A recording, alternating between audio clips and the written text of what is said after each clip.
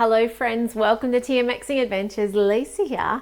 Today I'm going to be making wraps for lunch and I thought I'd turn on the camera and take you guys with me. If you're watching on today, do say hi. I'd love to know you're watching and finding value in these videos.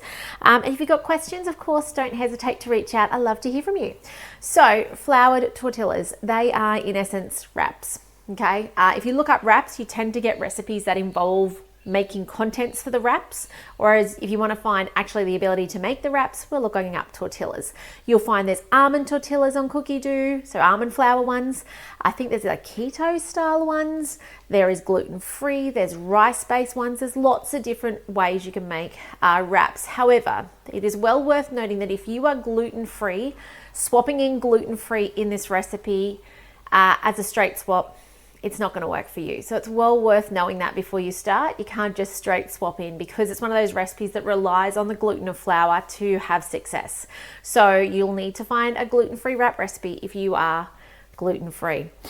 So let's get started. I'm making this one. It's got the reference I've always given people for this recipe, by the way, is the one with the avocado in the blue bowl up the back. So because there are so many to choose from and people have said, what do you make? That's what I tell them. Look for the one that's got the blue bowl up the back with the avocado in it. I'm going to make a 1.5 batch because I need to feed a few extra people today. So it's got 500 grams of baker's flour. So you can use plain flour for this because I know some of you don't particularly buy baker's flour unless you always make your own bread. So you can use plain flour. It will work perfectly the same. So that's good to know. I said I was hoping to do 1.5, but I'm not sure how much flour I've got left in my container. So, there's also, I saw a whole grain recipe as well, which I thought was cool on Cookidoo when I was looking for this one. This is the one I by standard make, okay? 750 grams is your capacity. You'll see that as I mix it later, it doesn't always mix through in its completeness because I'm pushing that capacity up. 500, you'll have no problem. Oh no, I'm going to be short. I have another packet, but I haven't opened it. Give me a second, guys. Sorry about this. Another 12 kilo bag on the floor. Okay.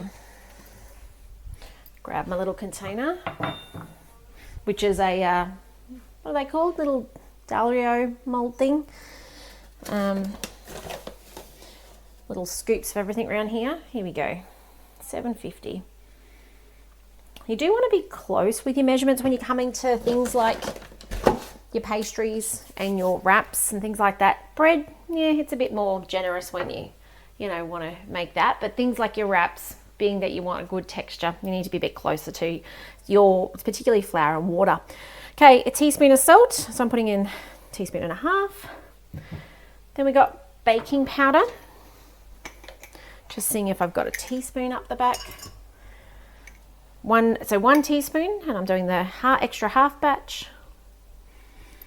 Next up, on with the lid. So this is now, if you think about making scones and stuff, how it mixes the dry ingredients first before you add the wet ingredients.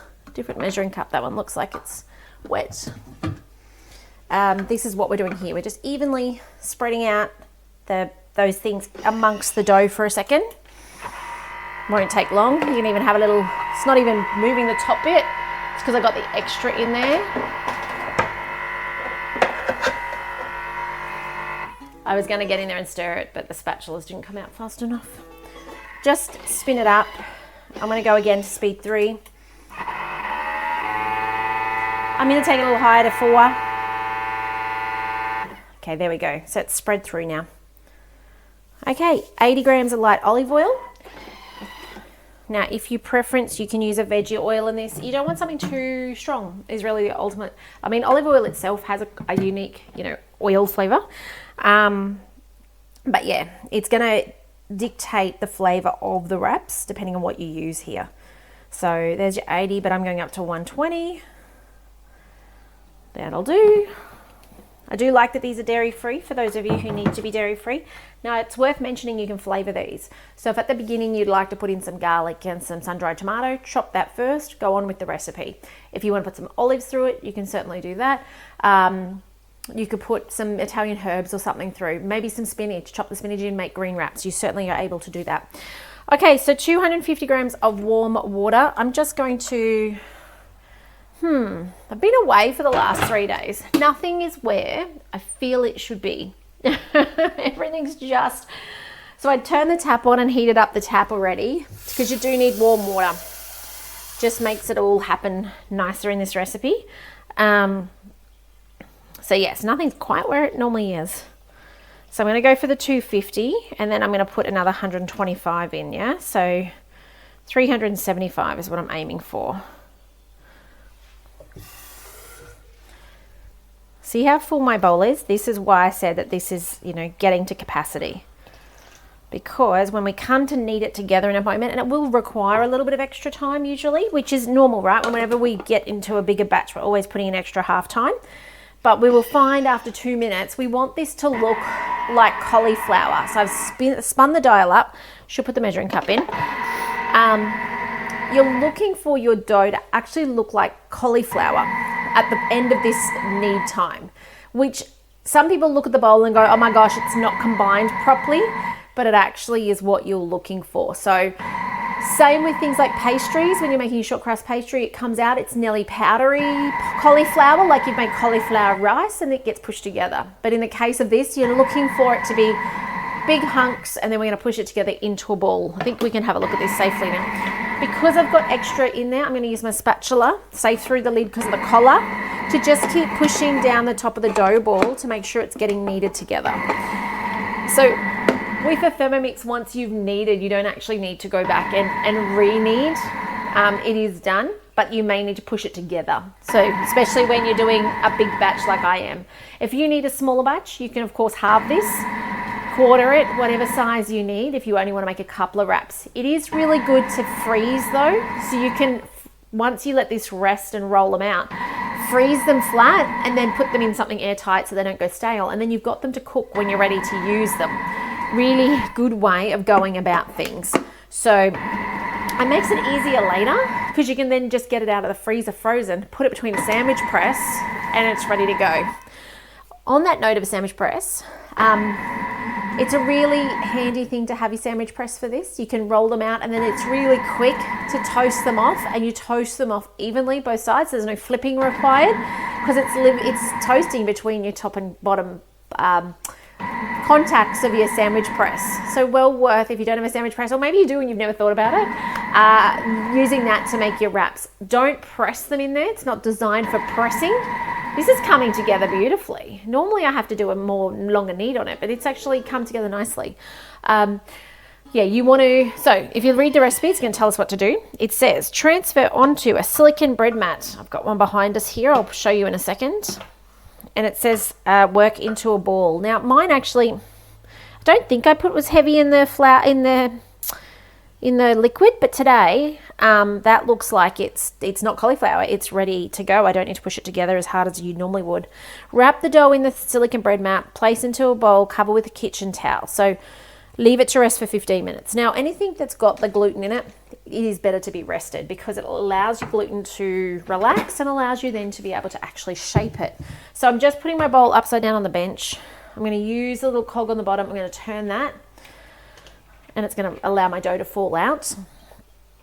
Yeah, so if we try and roll this out here into our big, nice tortillas, we're going to argue with it. It's going to keep retracting in. That gluten is going to act like a spring, and it's going to keep coming in, and it's not going to be nice and big. When you've relaxed your dough, you'll know that the texture changes. It becomes like a pillow. You'll know that with bread rolls and stuff like that as well. And it kind of holds form. So when you roll it out, it stays out. And that's what we're looking for. So with my bread mat, I just push it together. If you haven't got one of these, you can pick one of these as a host reward. So like that. And then all we're going to do is put it aside. But look at that big beautiful dough ball. By the way, if you're wondering what flour I use, I feel like the first one I used was different to the second one, but it's from Honest to Goodness. I'm not affiliated with them, and it's called Organic Stone Ground Whole Wheat Baker's Flour. So that's why mine doesn't look very white. It's actually quite a whole grainy type looking dough. It's not whole grain, no, it's not even multigrain. It would be whole grain, right? So once we've left it for 15 minutes, you can come back on YouTube tonight and see me. I'm going to roll it out and I'll show you guys on YouTube how I do that and how I use the sandwich press. So those of you on Facebook, I'm going to leave you because I need to give this 15 minutes rest. But give wraps a go. If you've got questions as you do them, let me know. If you've got friends and family who have a Thermomix, share these videos. Make sure they're getting the very most out of their Thermomix. All right, that's really what I turn out for. I want to make sure that if you've got a Thermomix, regardless of what model, you're getting the very most out of that Thermomix. It's not just a blender or a risotto maker, because you saw that at the demo many years ago. So share these videos. Otherwise, I'm going to see you guys over on YouTube tonight. So I'm going to 15 minutes, roll it out, use the sandwich press, show you what that looks like.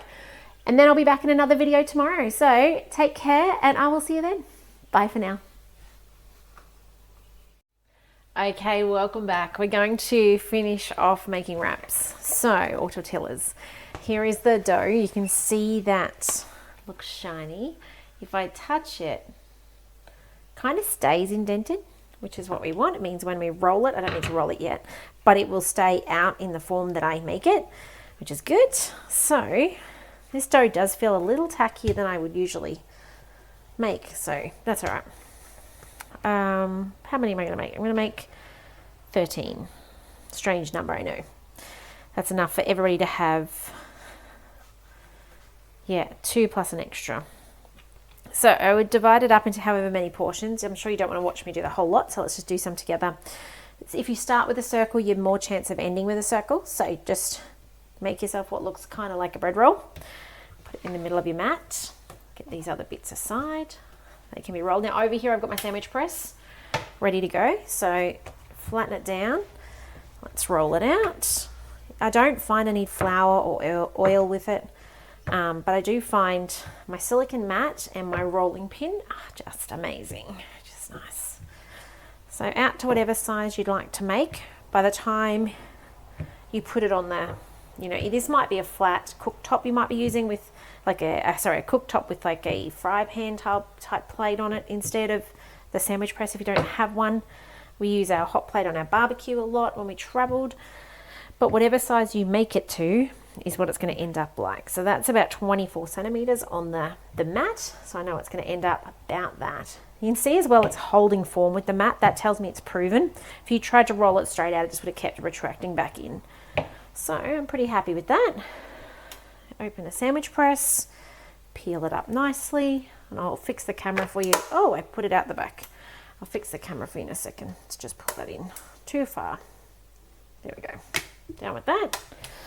And then the beautiful thing is while that's happening, I can start rolling the next one. So start with your circle again. Doesn't have to be perfect, but see how straight away where the void was, it fell, it opened up. You can kind of correct it, and it depends whether you care or not. But if you start with a wonky shape, you will by far finish. It's really impossible. Like it will be a wonky circle. You can see with my silicone mat thing, I just go around the outside, keep pushing it out, keep working it out. I have got a tortilla press. I find it doesn't work great. I can't get it as thin as I can when I roll it. So I guess that's completely personal preference as to what you use to create the circle.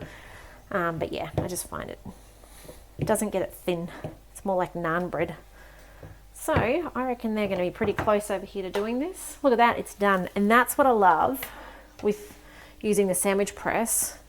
In the time it takes me to put one in, I can start rolling the next one. I can just get this beautiful rhythm going, and I'm done in 5 minutes, 10 minutes.